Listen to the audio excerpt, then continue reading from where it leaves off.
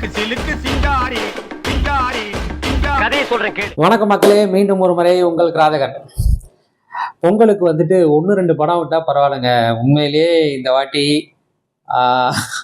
Pan India மூவியோட சேர்த்து 7 படம் சும்மா நறுக்கு நறுக்கு நறுக்குன்னு இறக்கி விட்டுருக்காங்க. இன்னைக்கு மட்டுமே 3 படம் பார்த்துருக்கேன். சீரியஸ்லி படம் பார்க்கறது ரொம்ப ஒரு ஹாப்பியான ஒரு விஷயம். அதுவும் சினிமா தியேட்டரு அப்படின்ற அந்த அந்த ஃபீல் இருக்கு பாருங்க, அது வந்து பிளிஸ்ஸு. எப்போ ஏற்பட்ட படமா இருந்தாலும் நான் வந்துட்டு அது எவ்வளோ போர் அடிச்சாலும் அந்த தியேட்டர்ல இருக்கிற அந்த மொமெண்ட், அந்த நிமிஷங்கள் வந்து எனக்கு ரொம்பவே பிளஸ் தான். So what ever it is, படம் பார்க்கறது சினிமா தியேட்டருன்றது எனக்கு ஒரு கோயில் மாதிரி. அதில் எவ்வளோ நேரம் இருந்தாலும் எனக்கு பாசிட்டிவிட்டி வைப்பு தான். ஸோ அந்த மெசேஜோட இன்னைக்கு ரிலீஸ் ஆன 3 படங்களுமே வந்துட்டு அடுத்தடுத்து பார்த்தாச்சு. நான் முதல்ல பார்த்த படத்தை பற்றி தான் நம்ம இந்த ரிவ்யூவில் பார்க்க போகிறோம்.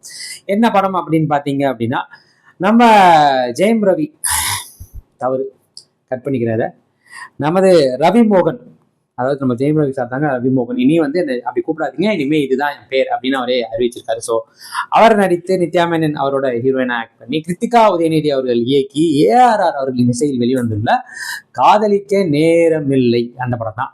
ஸோ எனக்கு இந்த படத்துல என்ன பிடிச்சிருந்தது, என்ன பிடிக்கல, என்ன இன்னும் ஒர்க் பண்ணியிருக்கலாம், என்ன பெட்டரா பண்ணியிருக்கலாம், இது எல்லாம் தான் ஷோல பார்க்க போறோம். ஸோ வாங்க ஷோக்குள்ள போகலாம். இது நம்ம ஷோ ரீல் அந்து போச்சு. போதும்டா ஓட்டது, ரீல் அந்து போச்சு. ஸோ காதலிக்க நேரம் இல்லை இந்த படத்தோட ஒன்லைன் என்ன? காதலிக்க நேரம் இல்லை. இங்கெல்லாம் அவன் காதலிக்க ஆள் இல்லைன்னு தான் புலம்புறான், இதுல காதலிக்க நேரம் இல்லைன்னு வேறையா அப்படின்ற மாதிரி தான் இருந்தது. இந்த படத்தோட ட்ரைலர் டீசர்லாம் பார்க்குறப்போ இது என்ன ஒரு மாதிரி ஓகே கண்மணி ஃபீல்ல இருக்கே, இது ஒரு சாதாரண ஒரு காதல் கதை மாதிரி தெரியலையே அப்படின்ற ஒரு எண்ணம் இருந்தது. ஸோ ஃபர்ஸ்ட் ஆஃப் ஆல் அந்த டிஸ்க்ளைமரை போட்டுறேன், இது வந்து ஒரு எலைட் லவ் ஸ்டோரின்னு சொல்லலாம். இது ஒரு சாதாரண வெகுஜன காதல் கதையா அப்படின்றதுலாம் கிடையாது. இது ஒரு எலைட் லவ் ஸ்டோரி. ஸோ அந்த மைண்ட் செட்டோட தான் இந்த படத்துக்குள்ளே நீங்க போகணும். ஸோ இந்த படத்தோட ஒன்லைன் என்னன்னு பார்த்தீங்க அப்படின்னா, கல்யாணம், குழந்தை, கமிட்மெண்ட் இந்த மாதிரி விஷயங்களெல்லாம் போய் ஆல்ரெடி கெட்டு குட்டுச்சோரா போயிட்டு இருக்கிற இந்த சமூகத்துக்குள்ள இன்னொரு உயிரை கொண்டு வருவானா நினைக்கிற ஒரு ஹீரோ. இன்னொரு பக்கம் இந்த பூமியில குழந்தைய கொண்டு வர்றதுக்கு ஆணுன்றவன் அதுக்கு மட்டும்தான் தேவைப்படுறான், இதுக்கு குழந்தைய கொண்டு வரதுக்கு மட்டும்தான். ஸோ அதுக்காக நான் கல்யாணம் பண்ணணுமா அப்படின்னு, எனக்கு குழந்தை மட்டும் போதும் அப்படின்னு முடிவெடுக்கிற ஹீரோயின். இவங்க 2 பேரும் எப்படி அவங்க வாழ்க்கையில மீட் பண்றாங்க, இவங்க 2 பேரோட ஒப்பீனியனும் எந்த இடத்துல அது உடையுது, அவங்க 2 பேரும் எப்ப செய்யறாங்க, இதுதான் கதை. இந்த கதைக்குள்ள பலவிதமான கேரக்டர்ஸ் வருது, பலவிதமான சீன்ஸ் வருது. ஸோ இது வந்து ஒரு சுபம் அப்படின்ற ஒரு ஹாப்பி எண்டோட முடிச்சாங்களா இல்லையான்றது தான் இந்த படத்தோட முழு நீர கதை. ஸோ இந்த ஆப்வியஸ்லி இந்த படத்துல எனக்கு என்ன பிடிச்சிருந்ததுன்றதுல நான் ஆரம்பிக்கிறேன். இந்த படத்துல எனக்கு என்ன பிடிச்சிருந்ததுன்னா, இவங்க என்ன சொல்ல வராங்கன்றது ஒரு ஏர்போர்ட்ல போயிட்டாங்க. எந்த இடத்துலையுமே வந்துட்டு அவங்க அந்த இடங்களை, அதாவது எலைட் லவ் ஸ்டோரின்ற ஒரு அந்த கோட்டுக்குள்ள அப்படியே டிராவல் பண்றாங்க. இறங்கி அதுக்குள்ள நான் ஏதோ ஒரு மெசேஜ் சொல்ல வரேன் ட்ரை பண்ணி இதையும் அதையும் போட்டு கொதறவோ இல்லாம ஒரு டீசெண்டா அந்த லைன்ல டிராவல் பண்ணது எனக்கு பிடிச்சிருந்தது.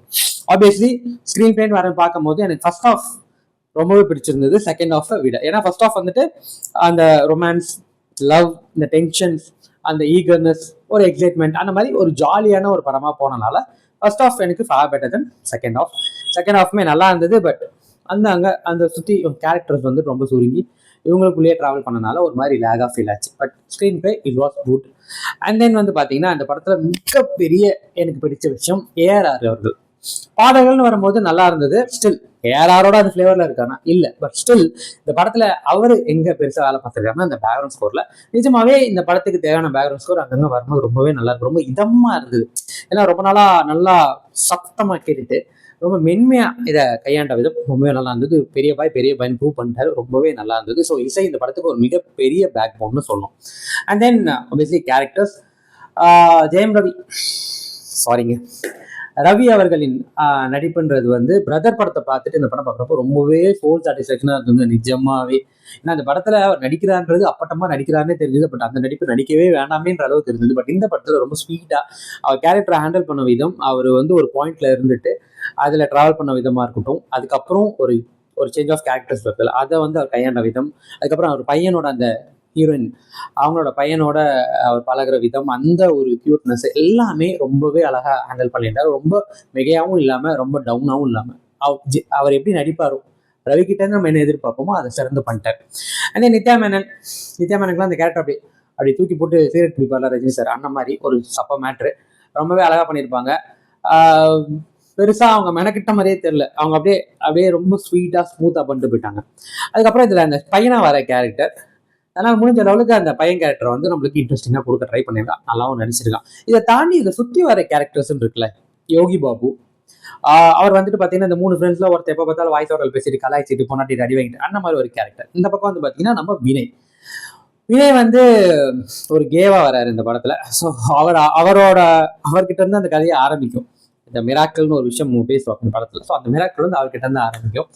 ஸோ அவருமே வந்துட்டு ஏன்னா அவருக்கு இந்த மாதிரி கேரக்டராக கொடுக்குறாங்கன்னு தெரியல, பட் ஸ்டில் அதையுமே அவர் ரொம்ப பர்ஃபெக்டா பண்றாரு, ரொம்ப பெட்டர்மெண்ட் பண்றாரு. சின்ன கேரக்டர் கூட ரொம்ப அழகா ப்ரெசென்ட் பண்றாரு, ரொம்ப நல்லா இருந்தது. அண்ட் தென் லால் சாருக்கும் இது நான் நித்யா மேனன் பண்ண மாதிரி ஒரு கேரக்டர் தான், தூக்கி சாப்பிட்டு போயிட்டாரு.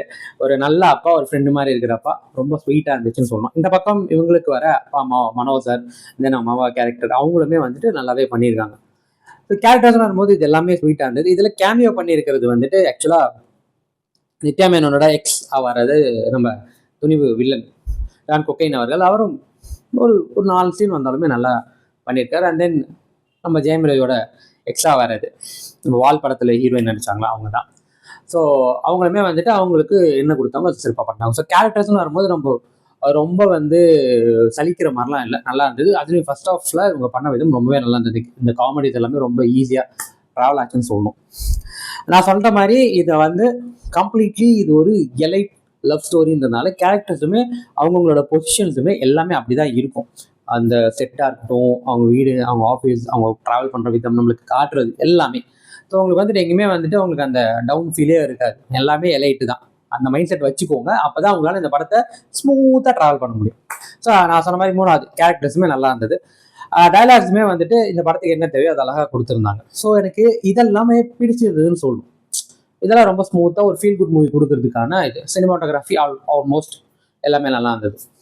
டெக்னிக்கல் வைஸுமே இந்த படம் நல்லா இருந்தது. அப்போ என்ன நல்லா இல்லை, என்ன இன்னும் பெட்டராக பண்ணியிருக்கலாம். இந்த படம் கம்ப்ளீட்டாக ஒரு ஓகே கண்மணி ஃபீல் தான் இருந்து. ஸோ இது வந்து ஒரு 2K கிட்ஸ் லவ் ஸ்டோரி, ஒரு 90s கிட்ஸ் லவ் ஸ்டோரி அப்படிலாம் இல்லை.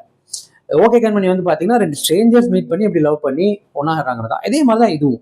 இதில் புதுசாக எதுவும் அவங்க ட்ரை பண்ணல. பாடல்களுமே வந்துட்டு ஏஆர் கிட்ட இருந்து நான் சொன்ன மாதிரி பிஜிஎம் இட் வாஸ் ஆசம்.